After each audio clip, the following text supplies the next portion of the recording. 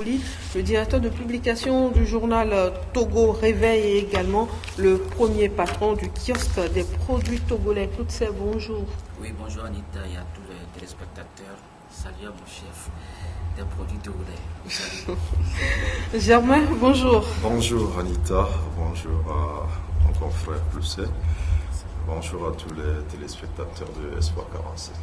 Le mois d'octobre, mois du consommé local. Paris réussit selon vous, vous qui êtes avec les producteurs togolais, Germain? Paris réussit, oui, parce que ça a commencé un peu timidement. Après, il y a eu cette cérémonie d'ouverture officielle. Et puis, progressivement, les Togolais se sont appropriés ce concept, qui est une véritable occasion pour rappeler aux uns ou aux autres la nécessité de consommer les productions locales pour plusieurs raisons. La plus importante, déjà parce qu'il y a une industrie togolaise en plein essor, il y a un artisanat local aussi en plein essor, il y a des producteurs qui sont porteurs d'innovation et qui fabriquent des objets, qui fabriquent des produits de qualité, qui offrent des services de qualité. Il faut qu'on se retourne un peu vers eux. Et deuxièmement, autre raison valable aussi, c'est qu'il faut accompagner cette création de la richesse et des emplois. Il faut que l'argent reste chez nous, un peu en consommant, donc produit de chez nous. Et puis pourquoi pas cette fierté-là qu'on a vue aussi tout au long de ce mois. Plusieurs Togolais ont visité par exemple notre kiosque, ce qui n'était pas habituel. Voilà, et donc on a reçu pas mal de visites. Et ça montre que quelque part le mot d'ordre a été entendu. Cette célébration-là du mois du consommé local a apporté un peu plus de tonus au moteur de la promotion et de la distribution des produits togolais. Il n'y a pas encore un bilan officiel, mais ce que nous avons pu observer en tant qu'acteurs assez proches des producteurs, parce que nous sommes dans la promotion et la distribution, c'est que finalement plusieurs compatriotes ont pris le train en marche et beaucoup de Togolais se sont plus intéressés donc, aux produits locaux en général. Est-ce que des actions ont été menées de la part du gouvernement à l'endroit de ces producteurs-là pendant ce mois consacré à la production locale? Oui, bon, il faut dire que au début ça a été timide, comme je le disais. Et nous, par exemple, nous avons été surpris qu'on reçoive un coup de fil du ministère du Commerce et de la consommation locale qui disent il y a une équipe de la TVT qui va passer faire un reportage sur votre kiosque. Alors, on ne demandait pas mieux, puisque à l'ouverture on avait invité la TVT, mais il fallait payer, on n'a pas pu payer finalement, le reportage n'est pas passé. Donc ils sont venus et ils nous ont offert ce reportage finalement qu'on n'avait pas eu au lancement donc, du kiosque, pour dire que là, nous avons salué cette initiative, on ne s'attendait pas du tout à cela. Et quand vous regardez surtout la TVT, vous allez constater que pendant tout le mois, le ministère ou le gouvernement a fait en sorte qu'à travers le pays, plusieurs structures qui sont dans la production, qui sont dans la promotion et la distribution, ont été touchées pour montrer un peu ce que les Togolais ont comme production sur le plan national. Ça a été un rattrapage qui a été assez réussi. C'est vrai qu'au début, nous n'avons pas été associés, ni au début ni à la fin. Mais le fait qu'ils pensent à des acteurs qui sont dans leur coin et qui font des choses et envoient des équipes de reportage, j'en ai suivi plusieurs à la télévision. Je crois que c'est un bon rattrapage et ça fait plaisir. On espère que sur les prochaines éditions, le ministère va plus impliquer certains acteurs qui sont dans cette chaîne-là pour qu'il y ait une célébration beaucoup plus inclusive. Célébration beaucoup plus inclusive, Plusset Yao, avec ce mois d'octobre dédié à la consommation locale.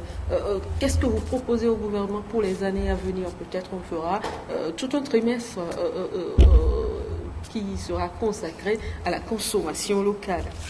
Oui, mais moi ce que je pourrais demander au gouvernement, vous savez, dans les années 70, le vent du consommé local avait donc soufflé sur le continent noir. Je me rappelle du marchand Mobutu, qui s'était d'abord départi de son prénom de Joseph, et Étienne Yadema, qui s'est départi de son prénom importé Étienne. Il était dit que nous devons en principe rester africains dans toutes choses, consommer local, s'habiller local, etc. Bon, par après le vent de 90, ça a trop balayé. Moi, je m'appelais Vincent avant. Mais sur ma naissance, on a dû éponger Vincent. Je suis resté Yaro, authentiquement africain. Donc, ça devrait normalement prendre de l'ampleur. Donc, après le vent de 90, voilà, ça revient. Par moments, c'est nous-mêmes qui avons honte des fois, hein, parce non, que oui, écoutez, vous auriez préféré être appelé Vincent au lieu de Yao. Non, Yao me va très bien. Vous savez, dire que nous avons peut-être honte, je dis non. Vous savez, les Européens n'ont jamais aimé les Africains. Là, devant, je feuilletais un peu l'histoire. Je me rappelle que j'ai lu quelque part que Général de Gaulle avait dit où sont les Noirs qui ont libéré la France. Le pape Pie XII avait dit de ne laisser aucun soldat noir pénétrer Rome pour libérer Rome des mains d'Hitler. Et récemment encore, pendant la mandature, je reviens, c'est pour dire quand même que quand les Blancs ne nous considèrent pas, nous ne devons même pas vouloir consommer leurs produits pour en faire une fierté. Nous devons rester nous-mêmes et savoir que l'Afrique a d'énormes potentialités. Vous comprenez? Maintenant, les Blancs ont encore fait tout pour nous détourner de nos propres produits et on pense que ce que le Blanc produit, ça qui est meilleur. Mais c'est faux. Eux, ils viennent nous piquer tout chez nous ici. Ils transforment et on pense que c'est ce qu'ils produisent qui est meilleur. Nous avons tout. Nous devons consommer toute l'année durant togolais, africains. Alors, dans les années à venir, le consommer local peut prendre combien de mois déjà? Pas combien de mois? Ça ou bien on décrète l'année consommer local. Nous devons revenir à l'authenticité africaine. Revenons à nous-mêmes. Et maintenant, envoyons nos enfants étudier la technologie européenne pour commencer par produire les vélos, les motos, tout ça chez nous, pour commencer par vivre aussi l'africanité en toutes choses. Voilà, Germain, je vois qu'il y a quelques mois, je n'avais pas certain de ces produits sur ce plateau. Aujourd'hui, apparemment, les producteurs togolais s'adaptent à votre méthode dépôt-vente. Oui, je crois que ce n'est pas une méthode que j'ai créée, c'est une méthode qui existe, mais elle était difficile à appliquer dans certains cas. Les producteurs, on en a assez parlé, qui ont des difficultés, auraient souhaité qu'on achète et qu'on revende leurs produits, ce qui est assez difficile. Et pas seulement pour nos kiosques, mais finalement pour un grand nombre de distributeurs qui demandent qu'on dépose en banque. Et nous, à l'origine, on n'est pas en réalité de vrais commerçants. C'est parce que nous sommes dans la promotion. Nous avons eu l'idée de vendre après, pour pouvoir faire du bénéfice. Et donc, ça commence par nous approcher et ça nous intéresse. Donc, la plupart des producteurs acceptent. Certains étaient réticents, ils sont repartis, d'autres sont revenus. Et il faut dire aussi que de plus en plus de producteurs nous approchent et nous font confiance. Donc, quand vous voyez ces produits-là, il y a pratiquement 3 nouveaux produits sur 4. Il n'y avait que la structure Banzai la dernière fois qu'on venait, mais aujourd'hui, sur les 4 produits, il y a 3 nouveaux produits. Donc, c'est dire que les producteurs comprennent que nous sommes un espace qui peut aider un peu le travail qu'ils sont en train de faire. Et pour nous aussi, c'est une source d'encouragement et de motivation pour continuer ce que nous faisons. Donc, c'est 5 produits en réalité. Sur les 5, il y a 4 parce qu'il y a le chocolat Togo qui n'a pas été très visible parce qu'il est au sol. Et donc, ils nous ont fait l'honneur aussi de nous confier leur distribution au kiosque. C'est un chocolat de qualité. Abdou, tu peux m'aider rapidement. Chocolat noir, c'est bon. Vous voyez, je dépose. Plusieurs Ok. gammes donc, de ce chocolat-là, vous pouvez le retrouver au kiosque à des prix très abordables. Donc c'est toujours le dépôt vente et on s'entend bien. Donc on espère qu'on va grandir ensemble. On grandira ensemble. Où pouvons-nous trouver le kiosque? Le kiosque des produits togolais situé à Idjranaoui, c'est le premier kiosque. On espère ouvrir un autre vers Agoué très prochainement. Et donc, c'est juste sur la rue qui quitte le grand marché de Idjranaoui et qui va à la résidence du Bénin, c'est-à-dire l'avenue, et ça s'appelle la rue du Grand Séminaire. Donc, sur cette rue-là, il y a une boutique assez célèbre qui s'appelle Établissement Vin d'Italie. Nous sommes juste en face. Donc, vous dépassez la FUSEC, vous dépassez la pharmacie Idjranaoui, vous dépassez le Karaté Club. Et vous voyez le kiosque juste en face, il y a la boutique Établissement Vin d'Italie. Alors, sur quel numéro pouvons-nous vous joindre? le Moi, 4. non, mais ceux qui nous suivent.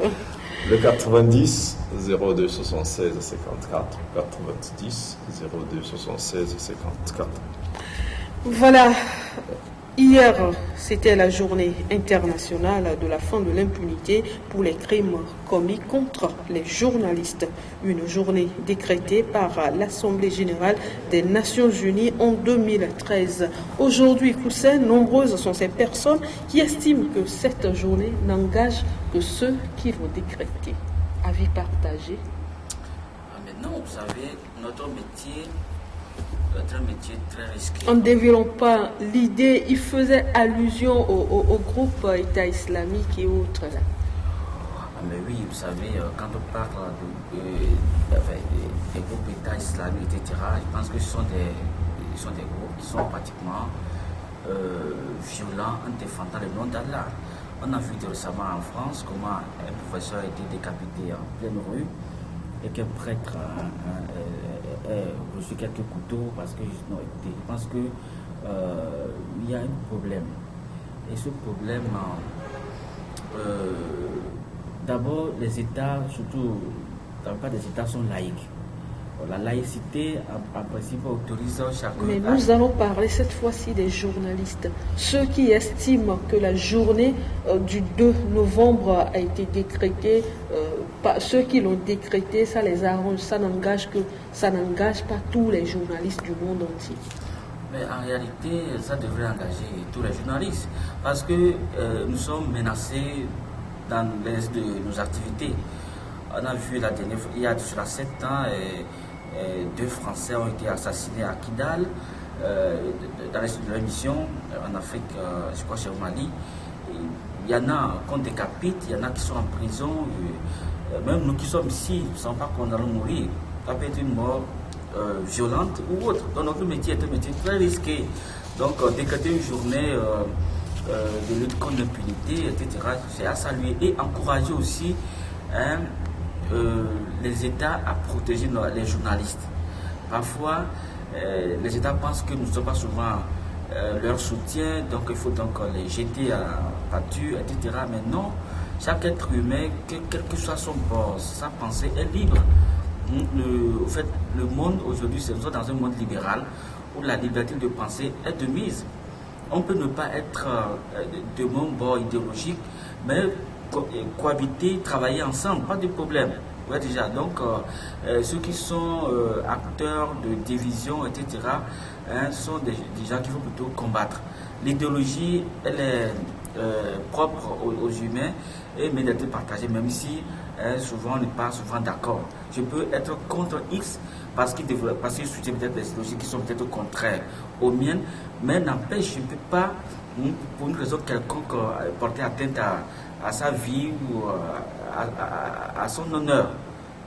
Donc, je pense que nous devons vivre dans un monde beaucoup plus laïque que cette terre. Voilà, Germain, est-ce qu'on peut dire aujourd'hui que les journalistes effectuent leur travail en toute liberté, en toute indépendance, sans ingérence de la part des autorités, puisque ceci fait partie des objectifs des Nations Unies en décrétant cette journée en 2013?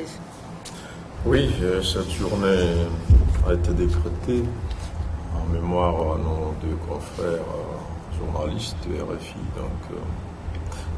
qui ont été assassinés.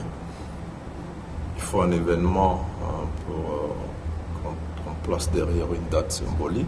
Ils ont choisi de le faire.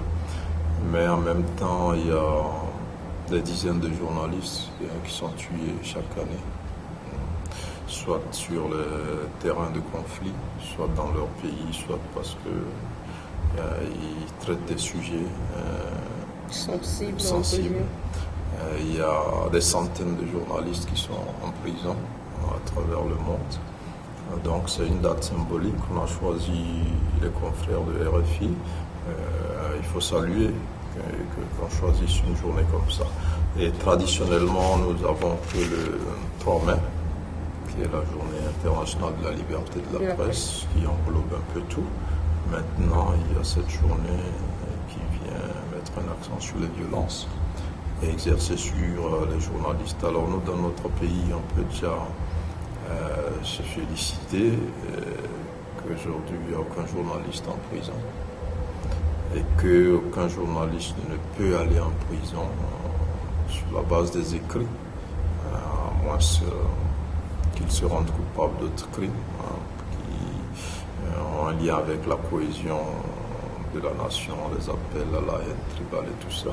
Mais en dehors de ces crimes-là, le journaliste peut exercer librement dans notre pays, il ne peut pas aller en prison, il y a d'autres sanctions qui sont prévues et donc on peut le saluer. Alors pour revenir à votre question, est-ce que nous arrivons donc à exercer librement? Je dirais oui, on arrive à exercer librement dans notre pays. Toutes mes excuses.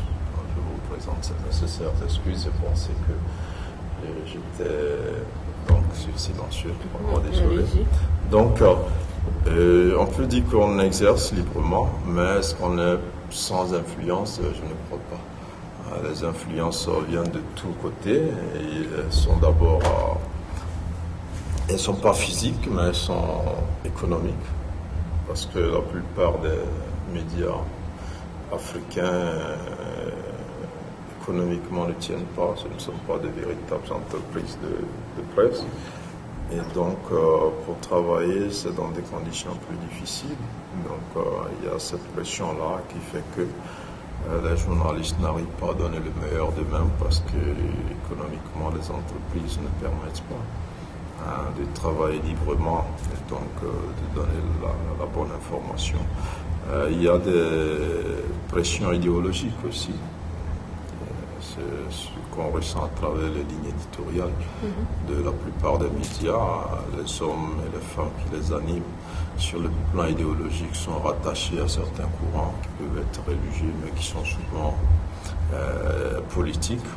Donc il n'est pas surprenant que dans nos pays, comme ailleurs, vous verrez des journalistes proches du pouvoir et des journalistes proches de l'opposition. Donc, c'est une pression politique qui ne permet pas aux journalistes tout le temps de bien faire son travail. Donc, il y a un certain nombre de réalités qui font qu'on n'est pas aussi libre qu'on l'aurait souhaité, ou que le journaliste ne fait pas l'effort, que le journaliste évolue dans des conditions qui ne lui permettent pas donc de pouvoir exercer aussi librement. Mais en dehors de ces aspects-là, je pense qu'on attend de nous beaucoup plus de responsabilité, beaucoup plus de vérité, de justesse, d'équilibre dans ce que nous publions. Et puis, on attend aussi de nous de l'information utile. Je pense que le journalisme en Afrique devrait aussi être un peu plus différent par rapport à nos conditions de vie ici, parce qu'aujourd'hui les gens ont besoin de l'information, c'est vrai, mais les gens ont besoin d'une information utile, une information tournée certes vers la liberté, la promotion des libertés, mais beaucoup plus tournée à mon avis vers le développement. Eh bien, toutes ces mêmes questions, le journaliste, d'une manière générale, effectue-t-il son travail en toute indépendance, sans ingérence de la part des autorités aujourd'hui? Bon, je dirais non, parce que les autorités parfois... Je pensais qu'il y aurait non et oui, mais c'est carrément non. Vous savez, déjà nous avons un procès est actuellement en cours contre... Le pétrole gate, on n'en parle pas. Non, on ne peut pas en parler. c'est un journaliste qui est aujourd'hui convoqué alors que la RAC est là, qui pouvait facilement gérer de façon subtile cette affaire. Mais cette affaire finit maintenant au tribunal. Et moi-même, le mois d'avril dernier, moi j'étais convoqué à la RAC, j'étais menacé de prison parce qu'on me demandait certaines preuves les plus idiotes possibles.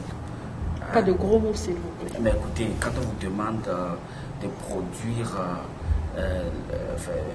un fax que des gens, qu'un ministère peut-être a échangé avec un individu, etc., alors qu'on ne peut pas avoir accès à ces documents, etc., et qu'on vous dit, bon écoutez, ça devrait être en justice, etc., etc., etc., ce sont des menaces.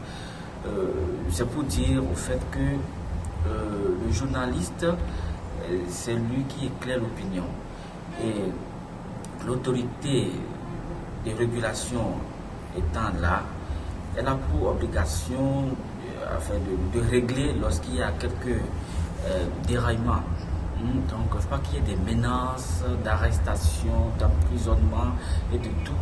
Nous sommes des gens qui avons besoin d'indépendance d'esprit pour pouvoir investiguer et produire nos rapports. Et lorsqu'on nous demande d'apporter certaines preuves, alors c'est auprès des autorités compétentes que nous pourrons produire peut-être les sources de nos informations. Donc nous sommes protégés, on a droit à une sommité de protection. Mais parfois les États, quelques individus qui sont peut-être ayant beaucoup de moyens, parfois écarquer les yeux comme les journalistes. Et malheureusement aussi, nous avons des journalistes, pas souci de satisfaire leurs besoins, vendent la plume pour aller chanter peut-être l'éloge, peut-être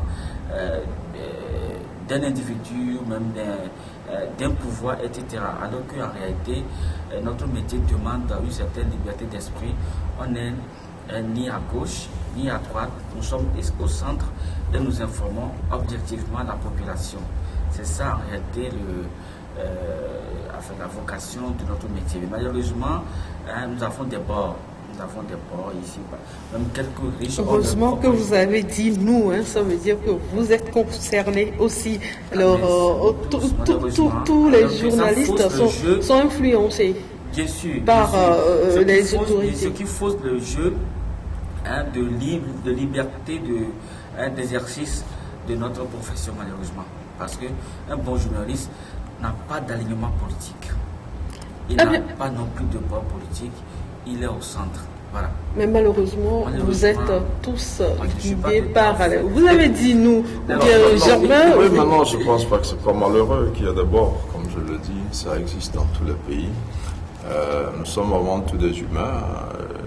Mon confrère Poussé et moi, quand on ira dans l'urne, par exemple, on choisira des candidats selon nos convictions politiques ou comment nous les apercevons. Ça ne sera pas forcément le même candidat. Selon d'où nous sommes, d'où nous venons, notre éducation, nous avons des façons de réfléchir qui nous orientent déjà naturellement à travailler dans un sens ou dans un autre.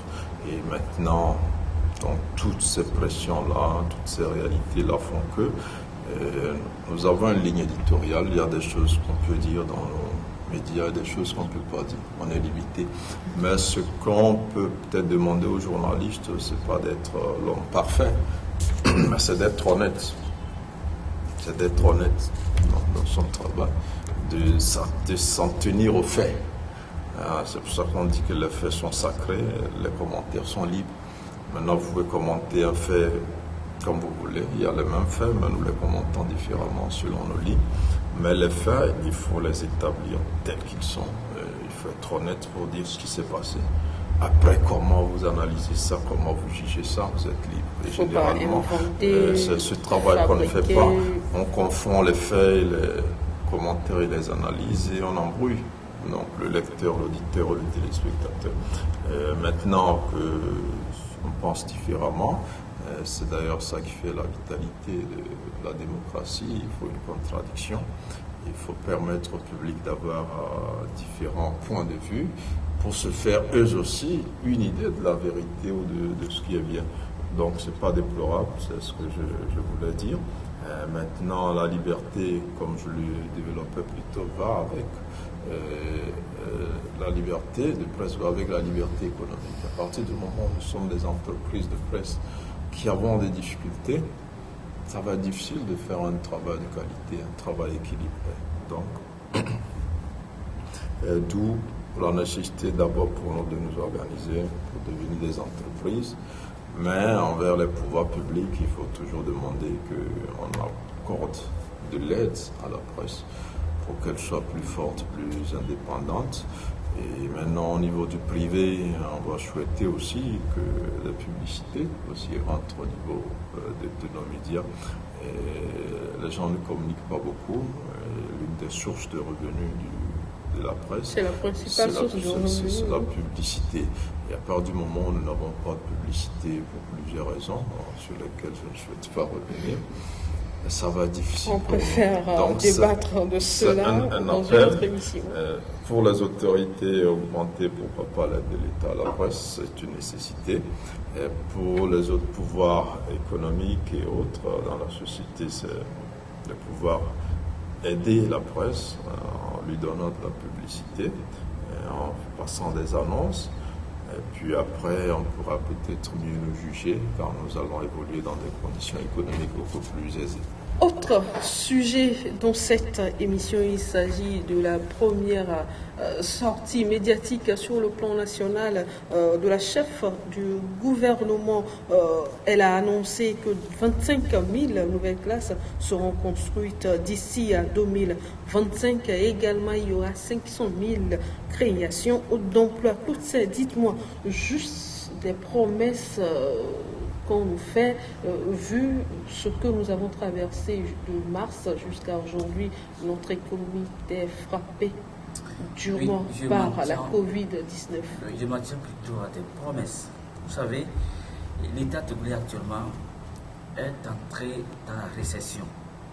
En économie, c'est une période de baisse sensible d'activité. Il y a 8 mois de cela, les actions sont au ralenti dans notre pays. Maintenant, il faut du temps maintenant pour relancer. Or, la relance demande que l'État injecte des milliards dans les entreprises pour pouvoir les ressusciter normalement. C'est-à-dire que, il est vrai, en 8 mois déjà, beaucoup d'entreprises sont soit fermées ou carrément ne font plus de recettes, etc. Donc, il y a une baisse. L'État doit mettre la main à la poche pour ressusciter beaucoup d'entreprises. Mais rien de ça ne se constate. Maintenant, on nous promet... Mettre la main à la poche, vous savez tout ce que l'État a dépensé en cette période de crise sanitaire. Quand on dit on va recruter 500 000 personnes, c'est ça non? 500 000. Oui, 500 000. 500 000, moi je reviens de nuit parce que quand vous additionnez par exemple l'effectif de nos soldats, ce n'est pas d'ici à demain quand même, on va donner une marge. 25 c'est demain, nous sommes déjà au 21, donc dans 4 ans, donc c'est utopique. Parce que déjà sur l'addition de l'effectif de soldats, l'enseignement, santé, administration, on a à peu près 55 000 personnes qui marchent le budget officiel de l'État togolais. 55 000. Nous dire qu'on va quitter de 55 000 peut-être à 500 000 d'ici 4 ans, en tant qu'économiste, je dis que ce n'est pas possible, à moins que l'on définisse des stratégies qui permettent, soit on crée beaucoup plus d'emplois, ou carrément on fait travailler des gens, peut-être 6 mois, on prend une équipe qui fait encore 6 mois. Donc les gens travailleront peut-être... Ça, ce n'est plus une création d'emplois. Ah mais voilà, non, écoutez, voilà. Donc si on parle de création d'emplois, il faut quand même voir quels sont les secteurs. Dans lesquels ces emplois seront créés.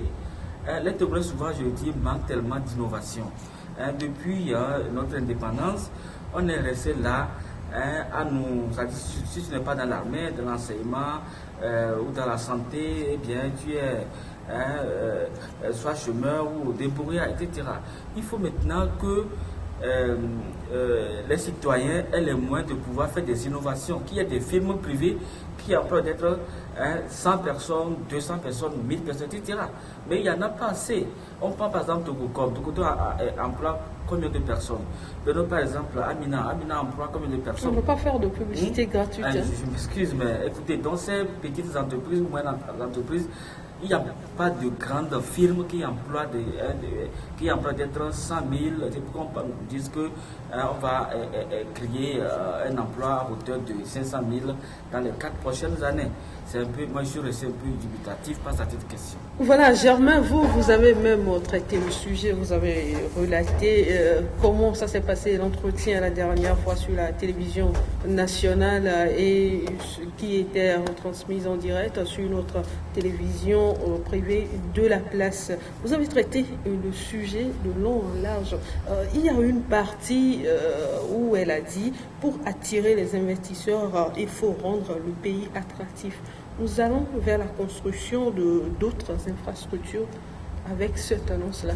Oui, tout à fait. Je crois qu'elle a annoncé la construction de cette route-là, de l'unité, je pense, qui va réunir Lomé à Saint-Cassé, qui sera construite d'ici 5 ans. Elle a promis aussi 200 000 logements sociaux et un certain nombre de grandes annonces.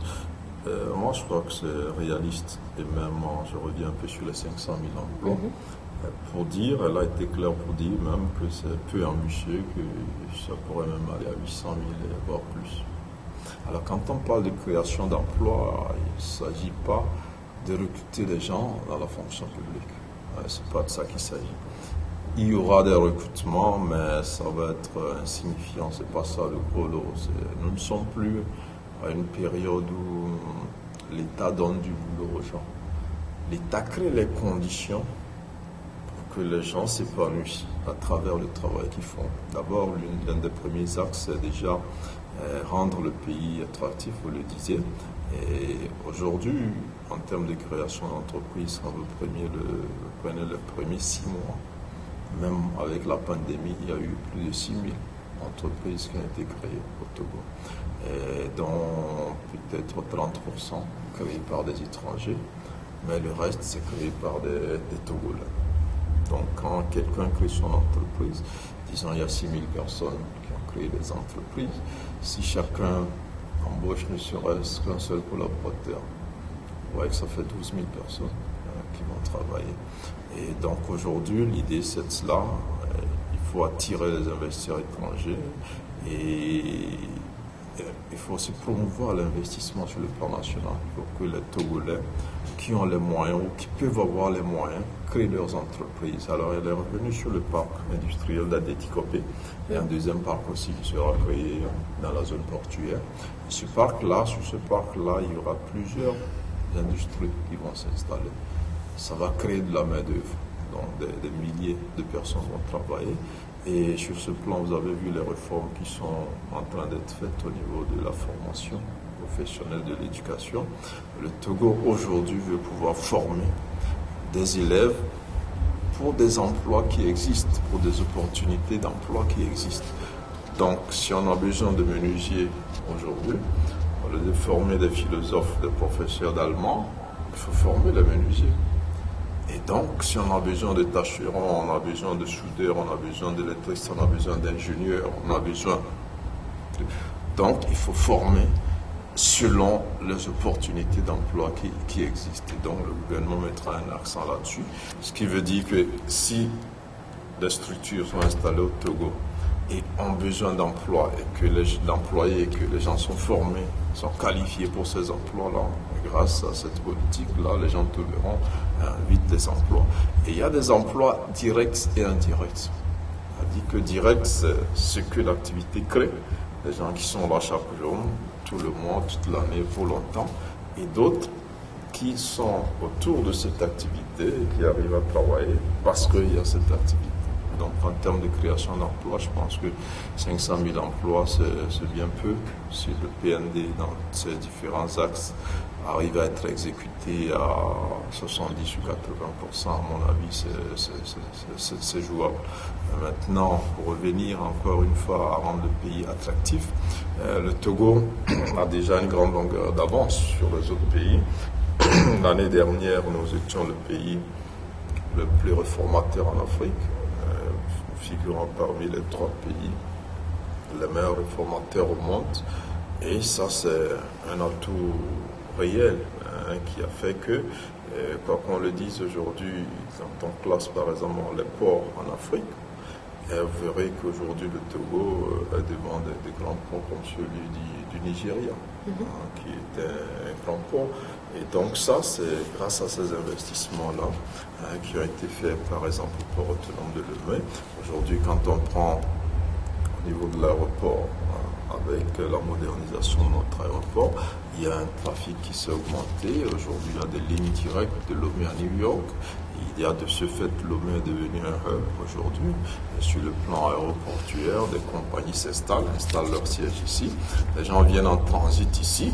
Et donc tout ça, c'est des leviers sur lesquels le gouvernement mise et qui ne sont pas à négliger. Tout ce qu'on peut souhaiter, c'est que très vite, cette question de pandémie puisse être reléguée pour que les activités économiques démarrent et que le PND, qui a misé quand même sur les financements, les investissements privés, que ces privés-là puissent voir leurs activités beaucoup plus dégagées. Et pour que les Togolais aient du travail, puisque quand vous suivrez les discours de Madame le Premier ministre depuis qu'elle a été nommée, on voit que l'être humain est au centre de ses actions. Rapidement, nous allons parler de la Côte d'Ivoire en mots. Les résultats partiels sont tombés. Alassane Dramane Ouattara est en tête avec 94,27%, suivi de Kwadi Okona-Bertin Kakabe 1,99%, Henri Kona-Bédier 1,66% et puis Afinguessan 0,99%. Résultat prévisible vu le contexte dans lequel les Ivoiriens sont allés aux urnes. Non, voyez-vous, Anita, l'opposition rapidement, on fait signe de l'autre côté. Et le boycott a été suivi. Moi, j'étais scotché là, le samedi 31 sur les chaînes étrangères pour suivre les reportages. Mais c'est seulement dans quelques communes qu'on vous suit. Non, écoutez, ce résultat ne traduit pas l'état réel de ces élections. Parce que dire qu'un président qui est candidat au 3e mandat est arrivé jusqu'à 94%, moi, je m'étonne parce que les Ivoiriens... Peut-être qu'il n'a pas appelé ses partisans à aller voter, eux ils sont allés voter, les autres ne sont pas sortis. Moi, ce que je peux faire comme analyse, c'est que, je l'ai dit déjà, c'est que je demanderais à l'État français qui a installé Ouattara de lui dire, oui, parce que vous savez, quand vous prenez par exemple Gbagbo, lorsqu'il était président, il a demandé que ce soit les Ivoiriens qui fixent le prix du cacao et café que les Français venaient acheter en fixant eux-mêmes le prix d'achat des produits, en Côte d'Ivoire. Gbagbo a dit non. Et puis il y a aussi quelques marchés que Gbagbo a préféré donner aux Chinois qu'aux Français. On a vu Gbagbo lorsqu'il était déporté à La Haye. Qu'est-ce qu'il a dit? Que j'ai été délogé sous les balles de l'armée française. Ce qu'il a dit au procureur de la CPI. Maintenant que Ouattara est installé par les Français, qui lui disent quand même que chez eux, ils ne font pas 3e mandat. Aujourd'hui, Ouattara a devant lui encore chaque pays a ses mandats. réalités. Non, écoutez, il y a une logique. Quand on parle de constitution, les constitutions s'harmonisent aujourd'hui. Ce qui se passe en France peut facilement l'être ici. Alors, dans ce cas, où est l'indépendance de ce pays? Non, il y a certaines choses qui sont uniformistes. Malheureusement, nous n'avons pas assez de temps. Nous reviendrons sur ce débat. Je pense que les Ivoiriens s'entendent pour ne pas embrasser le pays. Et que Ouattara comprenne que le 3e mandat, c'est un mandat de trop. Et peut-être de faire une transition pour prendre les élections, pour que chaque Ivoirien puisse être dans le jeu politique. Autrement, ce serait dommage. Mais nous souhaitons quand même que la paix règne dans ce pays. Germain, ces résultats étaient prévisibles? Oui, c'était des résultats prévisibles. Maintenant, moi, ce qui m'intéresse, c'est le taux de participation. On le met au-delà de 50%. Ça m'étonne que le taux aille jusque-là. Mais si c'est le taux réel, ça veut dire que les partisans de Ouattara sont assez nombreux et qui se sont véritablement mobilisés. Mais en conclusion, on peut quand même déplorer qu'un grand rendez-vous constitutionnel comme cette élection se passe malheureusement sans l'implication réelle des poids lourds, des principaux challengers du président sortant, qui n'ont pas fait véritablement de campagne, qui ont appelé leurs militants à s'abstenir, d'aller voter. Et donc aujourd'hui, c'est un président apparemment, l'élection, c'était entre Ouattara et Kakabe. Bon, maintenant, le vrai souci aussi, c'est cette question de troisième mandat. Je pense que si finalement cette élection passe comme une lettre à la poste, on pourrait reprocher à l'opposition le boycott et puis de s'être focalisé sur le troisième mandat. On a vu le Sénégal donner un bel exemple avec le troisième mandat de Abdoulaye Wade. L'opposition a dit non, il n'ira pas de troisième mandat. Le Conseil constitutionnel a dit oui, il peut aller pour un troisième mandat. Mais il a été battu par Macky Sall. L'opposition s'est organisée pour le battre. Donc, c'est ce que je pense que les Ivoiriens auraient dû faire, ils ne l'ont pas fait. Peut-être qu'il y aura une solution politique, mais s'il n'y a pas de solution politique, parce que quand vous écoutez le camp ado, ils estiment qu'il n'y a pas de crise dans le pays. Et donc, s'ils sont dans cette logique-là, ça va être un peu dommage pour l'opposition ivoirienne. Eh bien, merci à vous, Germain, d'avoir participé à cette émission. Koutsé Yao, merci à vous également. Chers téléspectateurs, c'est donc fini pour l'actualité en débat de ce mardi. On se donne rendez-vous jeudi prochain à partir de 10h. Au revoir.